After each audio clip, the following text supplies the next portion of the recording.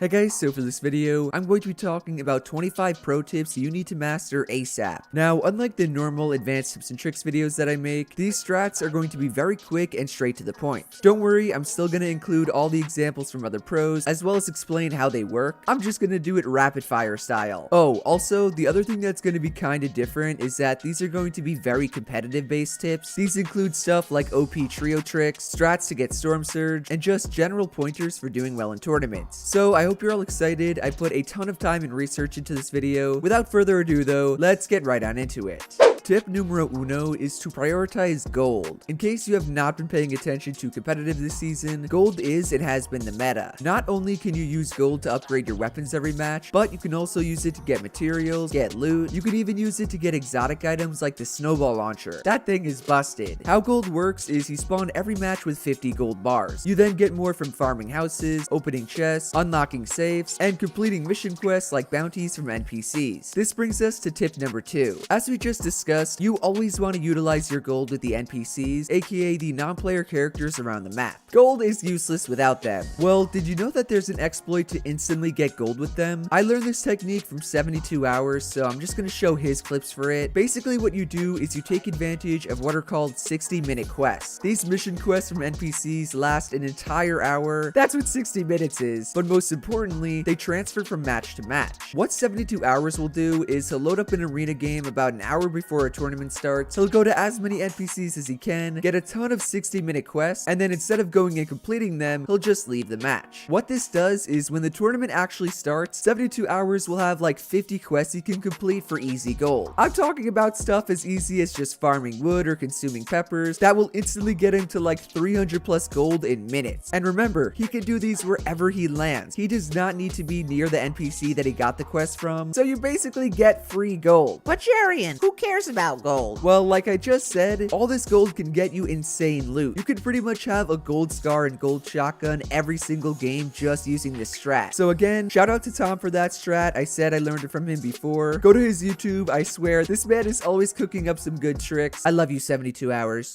Third pro tip, last one that is gold related, is that you actually have a quest tab next to your map. I never knew this until like 3 weeks ago when Mr. Freshation pulled it up. All you do is press your map keybind, go to the top left tab where it says quests, and click that instead of map. That's it. This is really important if you're going to use the 72 Hours strat, because you can actually see all the quests you have. In fact, it actually shows you what NPC gave it to you and where that is on the map. Thus, if you're like me and you have short-term memory loss, pull up the quest tab to get easy gold. Moving on, tip number 4 is to use 0-point crystals instead of sand for long rotates. In Chapter 2 Season 5, the two main ways to rotate in the mid-game are using 0-point crystals or to get into the sand. Most people tend to think that sand tunneling is better because you're technically in the ground. Like, of course it's gonna be safer if nobody can see you, right? Well, not really. Sand tunneling actually makes you a much easier target to hit in stacked lobbies. People on performance mode are gonna see you really easily, plus you're actually moving a lot slower most of the time than you would with 0-point crystals. On the topic of 0-point crystals, a really simple trick you guys probably already know is that you can break 0-point rocks just with your build. Just place a cone over it and it will destroy the rock much faster than a pickaxe can. Oh, I almost forgot. A little bonus tip for picking up the 0-point crystals and consuming them is that you should spam crouch as you do it. I have never gotten headshot sniped this way. All the pros do this, including Joji, Mongrel, etc. Please do not stand still, spam crouch, or at least make your movement a little bit unpredictable. Final 0-point crystal trick, I believe we're at number 7 or 8 for the video, just in general by the way, is a cool way to utilize the dash effect. By this point, most of you guys know the Martas strat where you get the wall really low, you dash forward as you break the wall, and boom, you're inside your opponent's box. What I bet you did not know, however, is that you can use the 0-point effect to dash forward through doors. Just turn on auto open doors in your setting. If you don't have that on already, I'll be mad at you. Look at the door you want to dash through and simply dash through it. There's not really any animation or anything. You can even see Essox Angler get a kill with it on your screen right now. Shout out to him from Reddit. I think it is quite the cheeky way to get a kill. Since we just talked about Martas strats, let's talk about this crazy bouncer play that you've probably never seen and will 100% throw off your opponent. In order to pull this off effectively, you need to be at the back of your 1x1. Make sure you're hugging up against the wall, that way you face through the ramp you place in your box. From there, open up a window edit, turn around to the wall that you're you're hugging up against. Crouch down, that's important. Place a bouncer, and boom, you should fly through the little window you edited straight onto your opponent. The example I showed before was Face Martas, but I believe the person who discovered this was Parallel Doug. This guy has a whole video of these crazy bouncer strats. Huge ups to him for figuring them out and for revolutionizing the box fighting meta. Let's continue on with some cool box fighting tricks, this time with a way to build through walls. You guys may remember I showed this in my video on how to be a better W keyer. This trick is not necessarily new, it's just that EU pros have done it really well. They've discovered a way to consistently do it every time. I think that's worth talking about. My favorite way to do it is to go up to my opponent's wall, hold my ramp or cone build out, crouch down and look to the left a little bit, place the build, and then uncrouch. When I do this, I'll either follow it up by taking their wall, and then because I have piece control inside their box, get an easy kill, or I'll do the trick Noah Rayleigh style. I'll box up to the right of them, that way they have no escape. Wow, what a coincidence. Trick number 10 is actually Noah Rayleigh's signature box fighting peek. Yes, I know I showed this previously just as I did the last trick. They're just so good, come on. This peek is really easy since all you do is edit the top row of your wall, crouch down as you confirm the edit, and then uncrouch and jump up for a shot. While you do this, your opponent will have no angle on you. They'll barely be able to see the top of your head, and by the time you actually get the shot off, you should reset the wall, so they will have absolutely no counterplay. Yeah, last of these box fighting tricks, I gotta throw in the classic right hand window edit. I don't know about you guys, but the way I see most people going for full boxes on their opponents is with a bottom Dorito edit or a bottom 4-tile edit. This is not bad. It's obviously really useful for cone slides and for boxing your opponent if they're not amazing. It's just not the most optimal. Why is that? Well, because both of those edits take at least 3 tiles to select. A window edit, on the other hand, only takes 1, making it much faster, much more secure since you can duck behind the wall you edited, and you still have a right hand peek. Shout out to Daddy Macwood for teaching me that.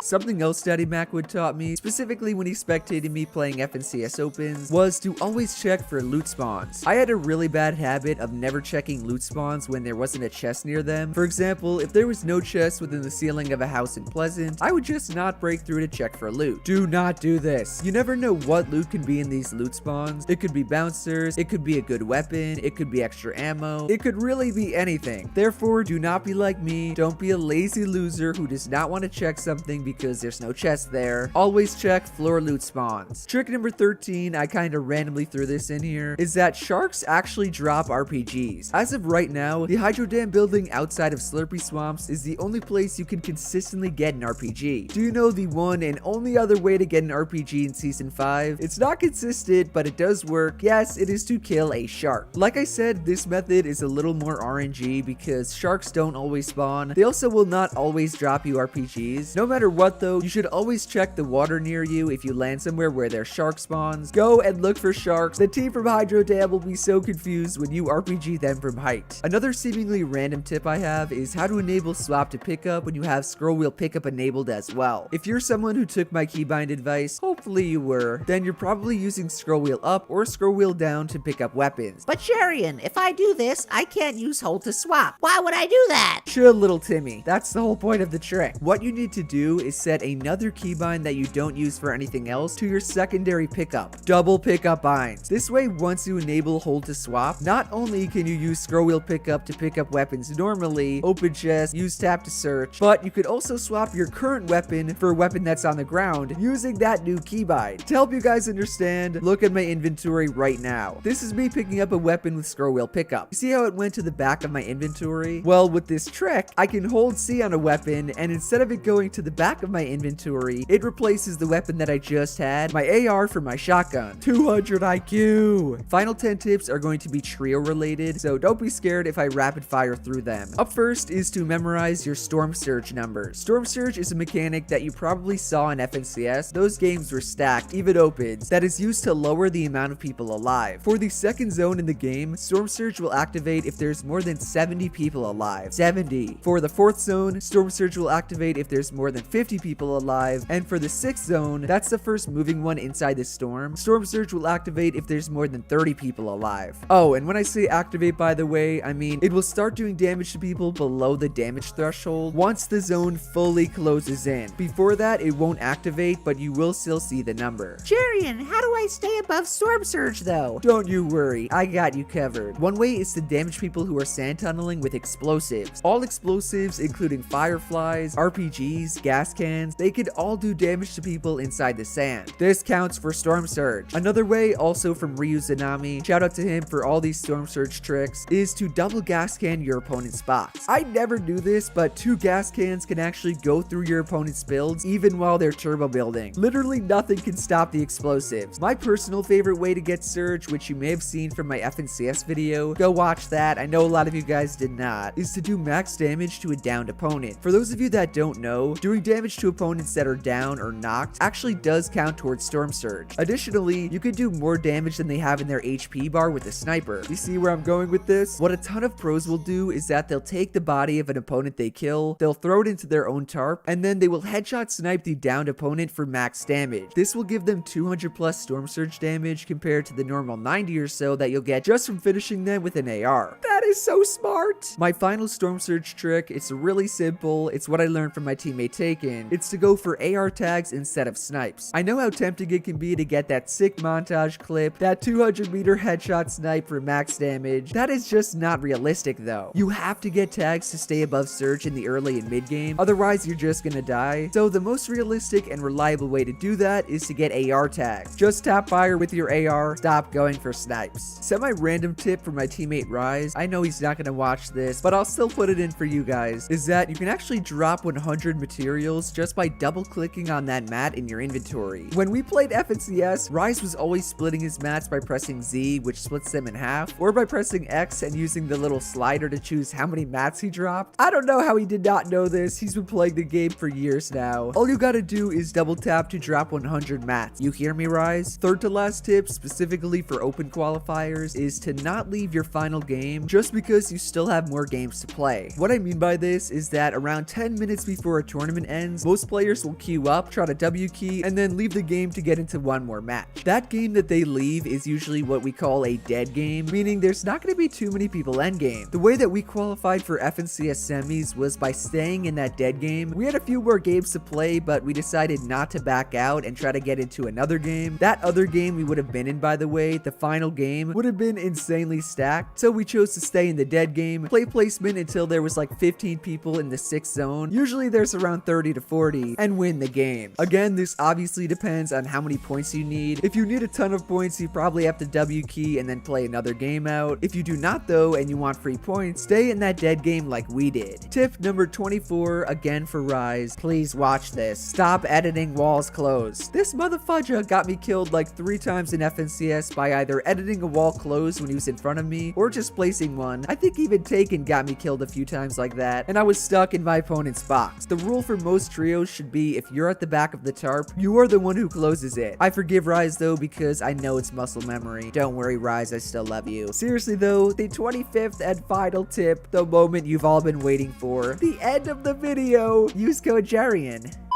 Overall guys, those are 25 tips and tricks, pro tips and tricks that you need to learn ASAP. So if you enjoyed the video or you learned something new, do be sure to drop a like, subscribe to the channel somewhere down here, and to turn on my post notifications. Shout out to everyone using code Jarian. I say it every video, but I appreciate each and every one of you. I truly do. Go subscribe to more Jarian, my second channel. I just uploaded another FNCS highlights. I'm gonna try to upload more even without FNCS. Go subscribe to more Jarian. Otherwise, that's it from me, and I will see you guys in the next one. Later.